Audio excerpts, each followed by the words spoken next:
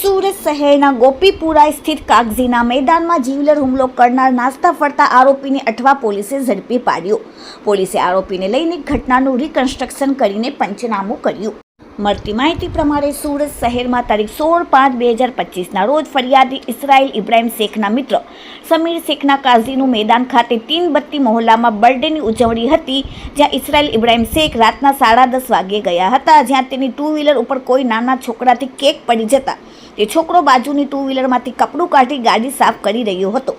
તે વખતે આરોપી માયા ઉર્ફે બોબડાએ આવીને કોણે મારી ગાડીમાંથી કપડું કાઢ્યું છે તેમ કહી ઇસરાઇલ ઇબ્રાહિમ શેખ તથા તેમના મિત્રો સાથે ગાળાગાળી કરી, જેથી ઇસરાઇલ ઇબ્રાહિમ શેખ અને તેમના વચ્ચે બોલાચાલી થઈને અને ઝઘડો થયો.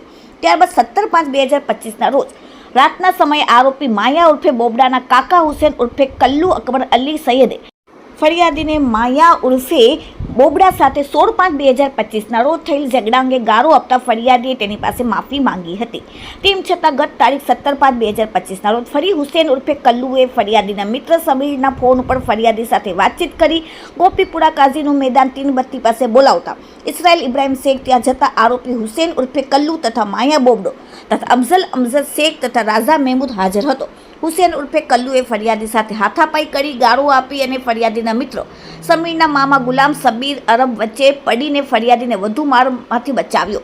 ત્યારબાદ 10 મિનિટ બાદ ફરિયાદી ઇસરાઇલ ઇબ્રાહિમ શેખનો ભાઈ ઇદ્રીસ ઇબ્રાહિમ શેખ તેનું વોશિંગ મશીનમાં રિપેરિંગનું કામકાજ પૂર્ણ કરીને કાઝીનું મેદાન તીનબત્તી પાસેથી પસાર થતો હતો, ત્યારે અગાઉ ફરિયાદી સાથે થયેલ ઝઘડાની અદાવત રાખીને આરોપી હુસેન ઉર્ફે કલ્લુ અકબર સૈયદ તેના હાથમાં ચપ્પુ લઈ, માયા તેના હાથમાં પટ્ટો લઈ, રાજા તથા અફઝલ અમજા શેખ તેના હાથમાં લાકડાનો ફટકો લઈને ફરિયાદીના ભાઈને માર મારી હુસેન ઉર્ફે કલ્લુને તેની પાસે રહેલું ચપ્પુ વડે માથાના ભાગે આડો ઘા મારી જીવલેણ હુમલો કર્યો હતો અને સ્થળ પરથી નાસી ગયા હતા. આ મામલે અઠવા પોલીસમાં 18/5/2025ના રોજ ગુનો દાખલ કરવામાં આવ્યો. આ ગુનામાં નાસ્તા ફરતા આરોપી હુસેન અકબર અલી સૈયદ ઉંમર 42 ગોપીપુરા ખાતેથી અઠવા પોલીસે ઝડપી પાડ્યો. જે ઘટના સ્થળે બની હતી તે ઘટના સ્થળે અઠવા પોલીસે લઈ જઈ સમગ્ર ઘટનાનું રિકન્સ્ટ્રક્શન કર્યું, આરોપીનું પંચનામું કર્યું. એટલું જ નહીં પણ 2 હાથ જોડીને જાહેરમાં માફી મંગાવી અને સરઘસ કાઢીને કાયદાનું ભાન કરાવ્યું.